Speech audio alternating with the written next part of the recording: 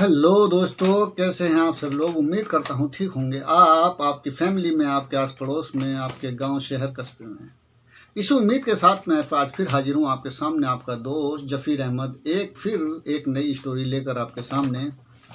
आज की जो ये स्टोरी है तो ये ऐसी है कि समझ लीजिए आप, एक ऐसी है कि जिसका एक बिल्कुल रियल है ये स्टोरी, लेकिन इसका आज तक पता ही नहीं चल पाया है। कुछ सवाल ऐसे हैं जिनका जवाब आज तक मिल ही नहीं पाया। बस के अंदर बिल्कुल तेल नहीं, 3-4 किलोमीटर चलने की उसकी बस कैपेसिटी थी, इतना ही चल सकती थी वो। और वो बस मिलती है 100 किलोमीटर दूर जाके, और जब उसकी टंकी खोली जाती है, पानी के अंदर डूबी हुई मिलती है, जब निकाल के उसकी टंकी खोल के देखा जाता है तो उसके अंदर बजाय तेल के, डीजल के, और पूरी टंकी भरी हुई मिलती है खून से। तो क्या है स्टोरी आज की, सुनते हैं पूरे विस्तार से, और पूरी स्टोरी को सुनिए आप ध्यान से। और ये बात है 14/11/1995 की, चीन की ये बात है। बीजिंग एक जगह है, वहाँ की ये बात है। 11वां महीना था। चीन में तो वैसे ही आमतौर पे, यहाँ इंडिया और चीन में ठंड ज़्यादा ही पड़ती है। अब वहाँ पे ठंड काफ़ी थी, 11वां महीना था।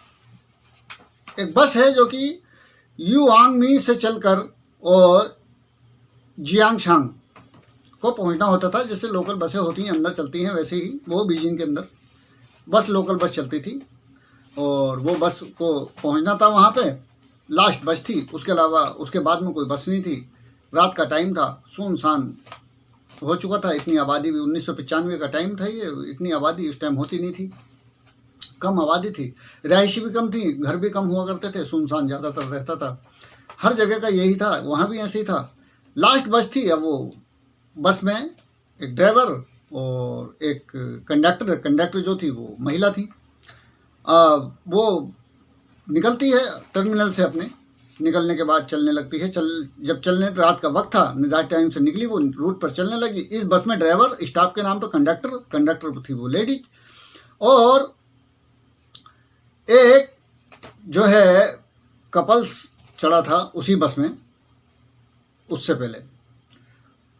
अब उसको पहुंचना था वो प्रेग्नेंट हिल्स पर। पहुंचने में बस स्टॉप पर रुकी, और रुकने पर कपल बैठा, और कपल बैठने के बाद वो पीछे जाके बीच वाली बस सेंटर की उस पर बैठ गए। बैठने के बाद वो बस फिर चलने लगी। चलने के बाद थोड़ी दूर चली, 1-2 स्टॉप, फिर आगे जाकर एक बैठती है उसमें बूढ़ी महिला और एक यंग लड़का 18-20 साल का। वो बैठते हैं, चढ़ जाते हैं। चढ़ने के बाद वो उससे थोड़ा पीछे बैठ जाते हैं, कपल से थोड़ा आगे बैठ जाते हैं। कपल बैठा था पीछे की सीट से आगे की सीटों पर, सबसे लास्ट की सीट से थोड़ी 1-2 सीट आगे। उसके आगे की सीट पर बैठती है वो बुजुर्ग महिला, वो बैठती है। उससे अगली सीट पर वो नौजवान लड़का बैठ जाता है। कुल मिला के यही पैसेंजर थे उसके अंदर। गाड़ी इनको लेके फिर चलने लगती है, चलती है 1-2 स्टॉप, फिर चलती है। चलने के बाद ड्राइवर ने देखा, रात का टाइम था, 9-10 बजे का, वही लास्ट गाड़ी थी, काफ़ी रात हो चुकी थी, सुनसान, वही कोहरा आया हुआ था, और बिल्कुल कोई आगे पीछे कोई नहीं। एक स्टॉप जब उसने देखा तो वहाँ पे उसे लगा के 2 पैसेंजर खड़े हुए हैं। उसने गाड़ी रोकी। गाड़ी जब रोकी तो गाड़ी रोकने के बाद उसने चढ़ना ही था उनको। जब वो चढ़े तब देखा गया ध्यान से, तो ये देखा कि वो 2 नहीं थे, वो 3 लोग थे। वो 3 लोग थे। एक को सहारा देके 2 लोग बीच में लिए हुए थे, और वो लेके उसको चल रहे थे। वो लेके उसे चढ़े। जब वो चढ़े तो पहले तो ड्राइवर ने देखा तो उनका वो बहुत पुराने टाइप का लिबास था, एक जोंगे टाइप का, और ऊपर जो हुड होता है, जो यहाँ तक का होता है कि यहाँ तक है वो, और उसमें फिर बहुत कम दिखाई देता चेहरा। तीनों के यही पहनावा था उनका, और यही पहन रखा था उन तीनों ने।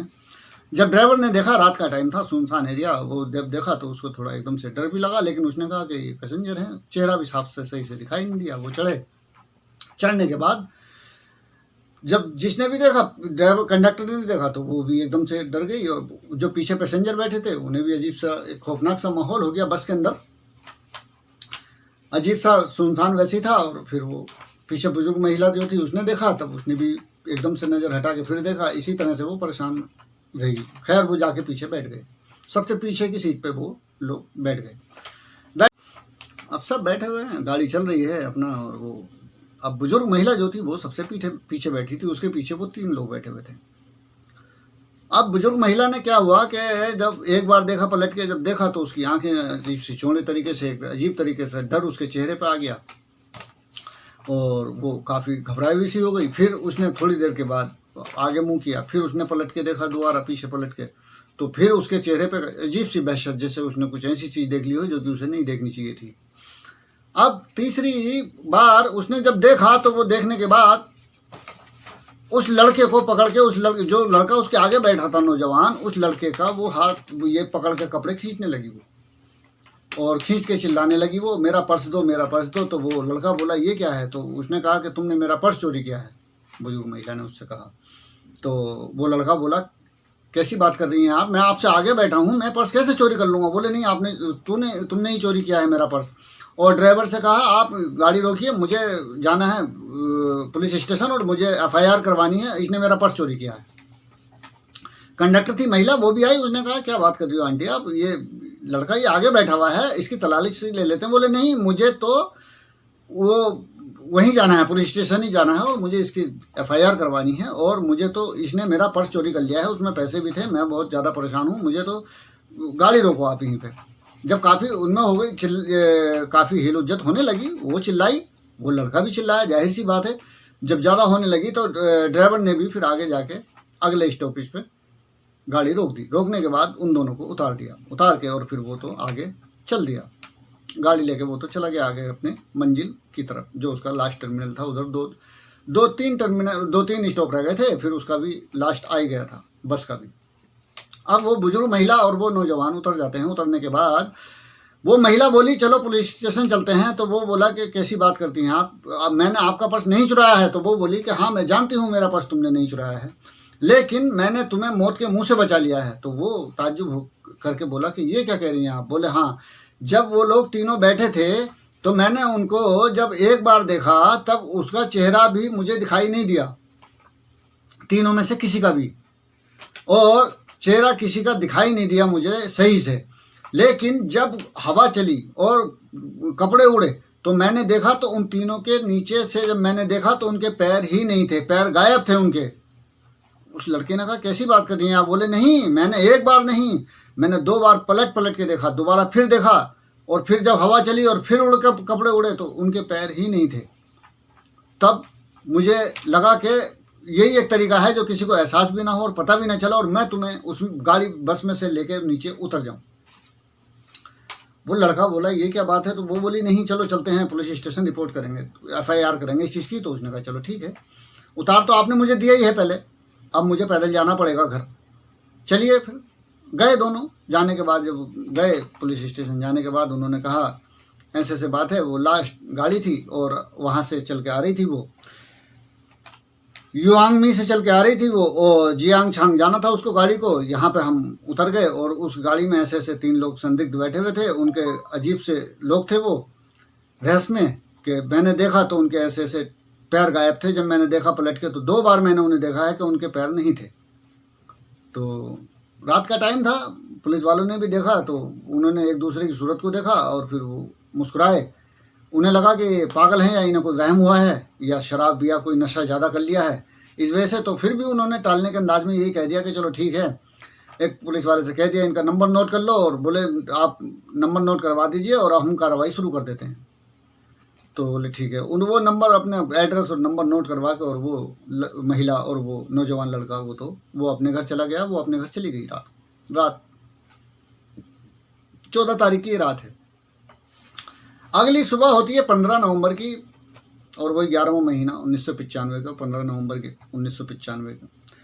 15 तारीख जब होती है तो जो उस बस का लास्ट डिपो था, टर्मिनल लास्ट था, जो जहाँ पे जब सुबह को सब लोग आए कर्मचारी, जब उन्होंने देखा तब उन्होंने देखा तो वो बस वहाँ पे नहीं थी। अब उन्होंने पता किया कि लास्ट किस टाइम चली थी ये बस वहाँ से, युआंग से। अब युआंग से जब पता किया कि किस टाइम चली थी तो पता चला कि टाइम पे चली थी, अपने निर्धारित टाइम पे। तो बोले पहुंची नहीं। अब वहाँ से उसमें तो पता किया, वहाँ से वहाँ पता किया तो बोले यहाँ से तो गई थी। अब रास्ते में पता किया तो बोले इस स्टॉप पे भी देखी गई थी, इस स्टॉप पे भी देखी गई थी।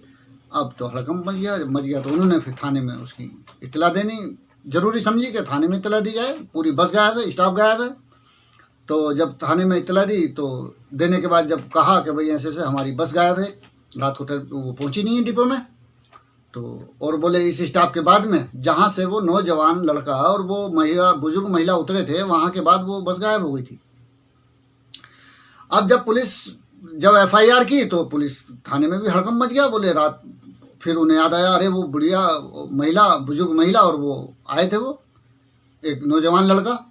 तो फिर उन्होंने उसका नंबर देखा, एड्रेस देखा, उनको बुलाया। बुलाने के बाद उनसे पूछा, जब पूछा तो उनसे उन्होंने वही बताया जो उन्होंने रात को बताया था कि ऐसे ऐसे बात थी और मैंने देखा था तो उनके पैर नहीं थे। उन्होंने कहा ठीक है। अब उसकी तलाश शुरू हो जाती है बस की, लेकिन बस कहीं नहीं मिलती है। सब पूरे मीडिया में पता चल जाता है। उस टाइम पे 2-4 ही चैनल हुआ करते थे, प्रिंट मीडिया, और ये इतना वो था नहीं। तो जो भी चैनल थे बहरहाल उन लोगों ने उनको खोजा, देखा दोनों को, बुजुर्ग महिला और नौजवान को, उनका इंटरव्यू लिया बाकायदा। वो हर चैनल पे बैठे हुए नजर आने लगे। काफ़ी इस बात का पूरे चीन में इस बात को जोर शोर से फैल गई ये बात। 15 तारीख निकल जाती है पूरी। 16 तारीख की बात है कि वहाँ से जो लास्ट स्टॉप था वो युआंग का जियांगशान, जहाँ लास्ट स्टॉप पर पहुँचना था, वहाँ से लगभग 100 किलोमीटर दूर, तब वहाँ से 100 किलोमीटर दूर फ्रेवेंट हिल के पास नदी में एक जगह पता ये चला कि एक बस गिरी हुई है यहाँ पे, और किसी ने सूचना दी थाने में। वहाँ की पुलिस गई। पुलिस जाने के बाद जब उन्होंने देखा तो बस गिरी हुई थी। उन लोगों ने क्रेन से कैसे कैसे उस बस को निकलवाया। जब निकलवाया तो उसमें देखा तो उसके अंदर 5 लोग मौजूद थे, जिनकी के मौत हो चुकी थी। 5 लोग मर चुके थे। लेकिन जब वो निकाली गई, नवंबर की रात थी, नवंबर का था वो महीना, ठंड हो रही थी। पानी के अंदर वैसे ही पानी ठंडा था, बहुत ज़्यादा कड़ाके की ठंड होती है नवंबर की तो, और पानी ठंडा था।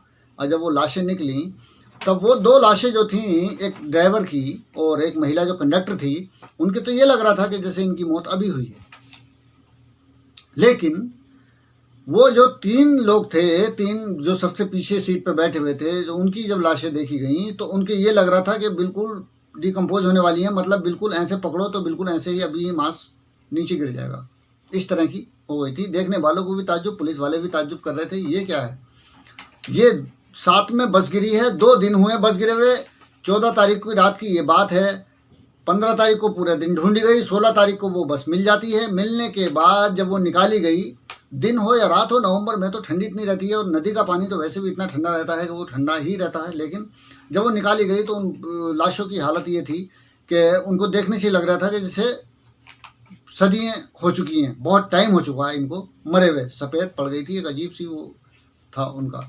अब जब देखा गया तो पुलिस वालों ने भी ताज्जुब किया कि ये 2 लाशें ताज़ा हैं, बिल्कुल ऐसे लग रहा है अभी मौत हुई है इनकी, और ये ऐसे लग रही हैं कि पता नहीं कब के मरे हुए हैं ये, जबकि एक ही बस में एक ही जगह पे हैं और एक ही टाइम पे गिरे होंगे।